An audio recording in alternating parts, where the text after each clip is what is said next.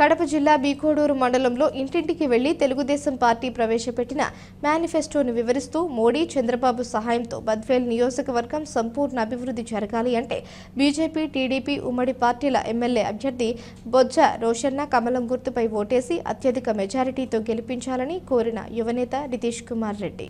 ముఖ్యంగా మాజీ ZPTC B Koduru Ramasubbaiah ఆధ్వర్యంలో వైసీపీ నుంచి టీడీపీలోకి 50 కుటుంబాల వారికి యువనేత నితీష్ కుమార్ రెడ్డి కండువాలు కప్పి ఆహ్వానించారు. ఈ కార్యక్రమంలో టీడీపీ మండల అధ్యక్షుడు రామచంద్రారెడ్డి, తెలుగు రైతు విభాగం సెక్రటరీ రమణారెడ్డి, బీజేపీ జిల్లా ఉపాధ్యక్షుడు రామసుబ్బారెడ్డి, టీడీపీ నాయకులు, కార్యకర్తలు తదితరులు పాల్గొన్నారు.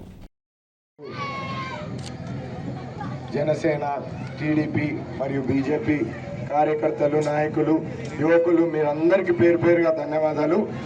ఈరోజు బీకోడూరులో ఊర్లో డాక్టర్ రామసుబ్బయ్య ఆధ్వర్యంలో ఎగ్జెడ్పీటీసీ ఆధ్వర్యంలో 50 కుటుంబాలు చేరడం ఎంతో సంతోషకరం. మీ అందరికీ చెప్తున్నాం. ఈరోజు తెలుగుదేశం పార్టీలో చంద్రబాబు నాయుడు గారి ఆధ్వర్యంలో 6 గ్యారంటీలు అన్న ఇందాకే చెప్పాడు. ఈరోజు భవిష్యత్తు కోసం కానీ, భద్రత కోసం కానీ, తెలుగుదేశం పార్టీ కానీ, ఇక్కడ మేమందరం ఉన్న వాళ్ళందరం మాది భరోసా అని మేము ముందుకు వెళ్తున్నాం. ఆనాడు పాదయాత్రలో దాదాపు 300 పైబడి కిలోమీటర్లు నడిచేటప్పుడు బీకోడూరు కానీ వచ్చిన ప్రాంత ప్రజల్లో ఆ రోజు రైతన్నలు కానీ మరియు ఇక్కడ ప్రజలు పడే కష్ట నష్టాలు, యువకులు పడే కష్ట నష్టాలు ఇవన్నీ తెలుసుకోవడం జరిగింది.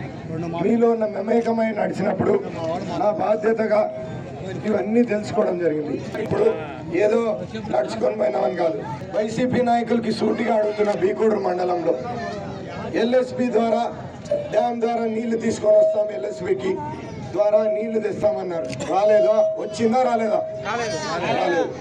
ఈరోజు బీకోడూరు అరాటిపల్లిలో ఉన్నప్పుడు ఆ గేట్ రిపేర్ మనం చేసుకోవాలా లేదా? ఆ రోజు నేను నడిచేటప్పుడు సీతారామకుంటని బాగుపరచుకోవాలని చెప్పినారా లేదా? మీ అందరూ చేశారా? వీళ్ళు వైసీపీ నాయకులు. ఈరోజు మీరు ఎస్సీలు ఇక్కడ నడిచినప్పుడు శ్మశాన వాటికి దారి లేదని అడిగినారా లేదా? ఎస్టీలు ట్రాన్స్ఫార్మర్ అడిగినారు, సింగిల్ ఫేస్ ఉందని అడిగినారా లేదా? ఇక్కడ ఉన్న వాళ్ళందరూ ఎస్సీలు కరెంటు పోల్లు కావాలని అడిగారు. ఈ రోజు వరకు గత పాదయాత్ర నడిచి నేను ఆ రోజు చెప్తే 4 జరగలేదు. తర్వాత మీరు చూస్తే సాగునీరు కానీ తాగునీరు కానీ ఇబ్బందికరంగా ఉంది. మరియు హౌసింగ్ బిల్డింగ్ లేదు,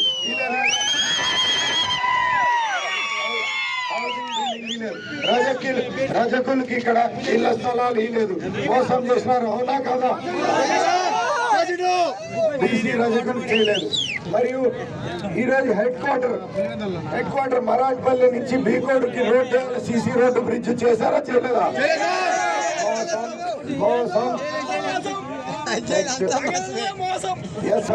వినండి, మీకోసమే మాట్లాడుతున్నా. 100 ఎకరాలు ఉంటే 42 ఎకరాలు పట్టాలు పంచాలని అడిగినారు లేదా? జరిగిందా? అసైన్మెంట్ కమిటీ లేదు. ఈ రోజు వైసీపీ నాయకులు నమ్ముకుంటే గోవిందా గోవిందా. అందుకే మీ అందరికి చెప్తున్నా, ప్రభుత్వం వచ్చిన ఊరికే చెప్పలే, చిట్టి రాసుకోలే, ఈరోజు ఫోన్లు ఎత్తుక్కొని ఈ ఊరికి వస్తే నా చొక్కా పట్టుకుంటారని ముందే ఆలోచించి పాదయాత్రలో చెప్పింది ఖచ్చితంగా రాసినా లేదా? మీ అందరూ వచ్చి చెప్తే అందుకు 100 రోజుల్లో ప్రభుత్వం వచ్చిన 100 రోజుల్లో పరిష్కరిస్తాను. ఇవన్నీ సదాపూరంగా మీ అందరికీ చెప్తున్నాను. ఇక్కడ రజకులకు కానీ పేదవాళ్ళకు కానీ భూకబ్జాలు జరగకుండా భారతీయ జనతా పార్టీకి బొజ్జ రోషన్న గారు నిలబడడం జరుగుతుంది. అట్లనే కడప పార్లమెంట్ అభ్యర్థిగా నేను నిలబడుతున్నాను. మీ అందరి ముందరికి వచ్చి ఈరోజు నేను విజ్ఞప్తి చేస్తున్నాను. మనకు మంచి రోజులు రావాలన్నా, లేకపోతే మన బద్వేల్ డెవలప్మెంట్ జరగాలన్నా, సంక్షేమం జరగాలన్నా ఖచ్చితంగా మళ్ళా మనం నారా చంద్రబాబు నాయుడు గారిని ముఖ్యమంత్రి చేసుకోవాలా. నారా చంద్రబాబు నాయుడు గారిని ముఖ్యమంత్రి చేసుకోవాలంటే మనం బొజ్జ రోషన్న గారిని ఇక్కడ కూటమి అభ్యర్థి బీజేపీ తరఫున నిలబడబోతున్నారు. కమలం గుర్తుకు ఒక ఓటు. అట్లనే భారతీయ జనతా పార్టీ మన ప్రధానమంత్రి నరేంద్ర మోడీ గారిని మళ్ళా మనం ప్రధానమంత్రి చేసుకోవాలంటే కడప పార్లమెంట్ అభ్యర్థిగా ఎన్డీఏ కూటమి అభ్యర్థిగా నేను నిలబడుతున్నాను. నాకు ఒక ఓటు, సైకిల్ గుర్తుకు ఓటేసి మీరందరూ అమూల్యమైన ఓటు. ఈరోజు రితేష్ అన్న చెప్పినట్టు డబుల్ ఇంజిన్ సర్కార్ ఎందుకు రావాలా? మనకి ఈరోజు సెంట్రల్ గవర్నమెంట్ నుంచి ఏ ఫండ్స్ రావాలన్నా లేదా సెంట్రల్ గవర్నమెంట్ నుంచి ఏదైనా ఇన్స్టిట్యూషన్స్ రావాలన్నా ఖచ్చితంగా కేంద్రంలో మనకు అనుకూలంగా ఉండే సర్కారు ఉంటేనే మనకు మంచి రోజులు వస్తాయి, మనకు అనుకునే పనులు జరుగుతాయి వేగవంతంగా. ఈరోజు పోలవరం ప్రాజెక్ట్ ఆగిపోయింది.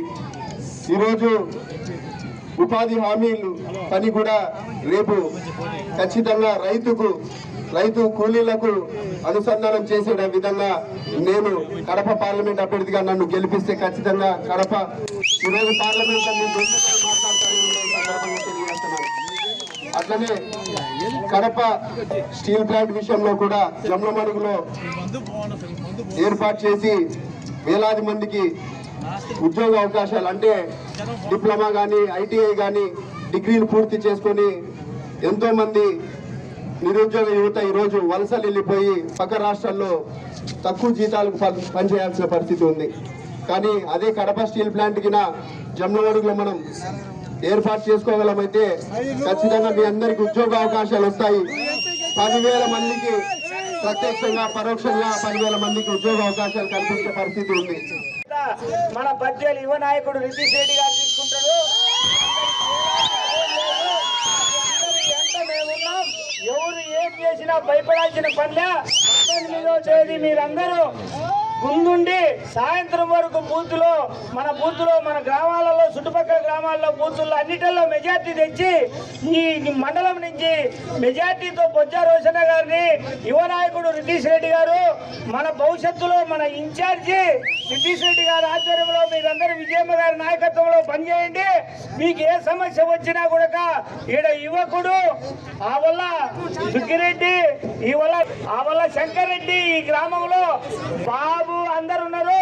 మీకు ఎలాంటి ఇబ్బందులు లేకుండా చేసే బాధ్యత తెలుగుదేశం పార్టీ రితీష్ రెడ్డి గారి ఆధ్వర్యంలో రితీష్ రెడ్డి గారు చేస్తారని సమన్వయంగా కోరుకుంటూ ఈ అవకాశం ఇచ్చిన పెద్దలందరికీ శుభాకాంక్షలు తెలియజేస్తున్నాం.